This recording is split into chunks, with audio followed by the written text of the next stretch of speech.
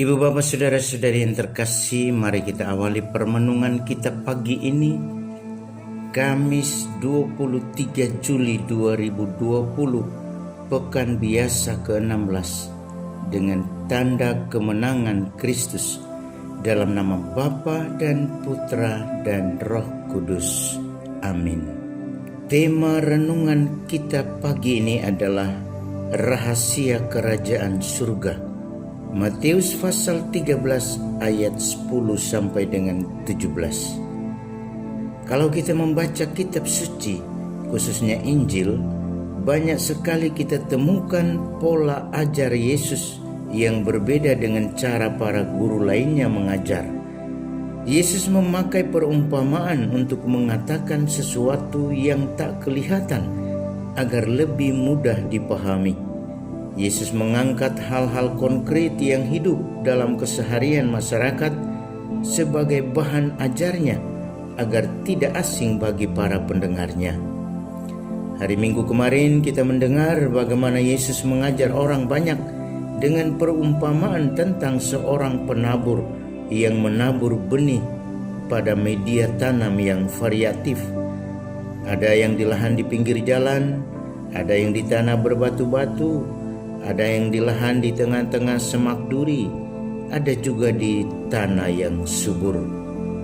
Dengan cara itu Yesus mau menunjukkan bahwa ada banyak cara manusia dalam mendengar dan memahami sabda Allah.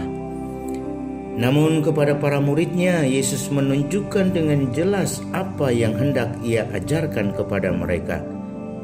Jadi ada perbedaan pola saat Yesus mengajar murid-muridnya. Bahkan para muridnya mempertanyakan pola itu.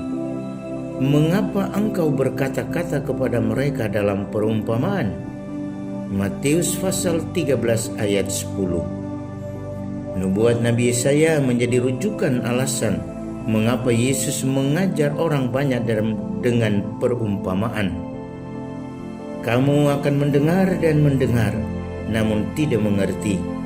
Kamu akan melihat dan melihat, namun tidak menangkap. Sebab hati bangsa ini telah menebal dan telinganya berat mendengar. Matius pasal 13 ayat 14 sampai dengan 15.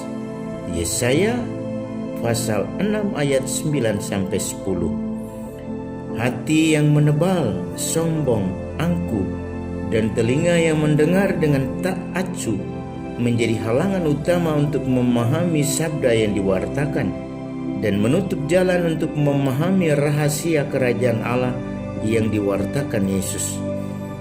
Karena itu, jangan pernah membiarkan diri kita hidup dalam kesombongan dan sikap tak acuh pada kebenaran yang diajarkan Tuhan kepada kita. Sebab kebenaran Tuhan adalah jalan pemenuhan rahasia kerajaan Allah, yakni sukacita kekal.